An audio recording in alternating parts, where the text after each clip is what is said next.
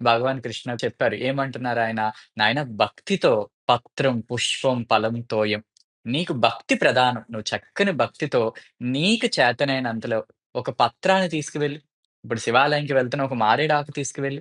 ఒక విష్ణు దేవాలయంకి వెళ్తున్న చక్కగా ఒక తులసాకు తీసుకువెళ్ళి చాలు. నిజానికి శివుడు ఎంత దయామయుడంటే అందమైన పుష్పాలన్నీ మనుషులకు వదిలేసి ఆయన మాత్రం మనం ఏదైతే పట్టించుకోమో అలాంటి పుష్పాలన్నీ గూడా ఆయన స్వీకరిస్తూ ఉంటాడు. ఇప్పుడు ఉమ్మెత్త పువ్వులు, గన్నేరు పువ్వులు ఇలాంటివి ఎవరైనా సమాజంలో మనుషులెవరైనా వాటిని ధరిస్తారండి? మరి మనం ధరించే పుష్పాలన్నీ నాయన మీరే అనుభవించండి అని చెప్పి మనకే వదిలేసి, మనిషి ఏ పుష్పాలనైతే పెద్దగా ఇష్టపడ్డో వాటిని ధరించడో, అటువంటి పుష్పాలు అవి కూడా ఎక్కడ పడితే అక్కడే దొరుకుతూ ఉంటాయి. ఇప్పుడు చూడండి ఉమ్మెత్త పువ్వులు ఎక్కడ పడితే అక్కడే ఉంటాయి గదా! గన్నేరు పూలు ఇట్లాంటి నందివర్ధన పూలని రకరకాలుంటాయి.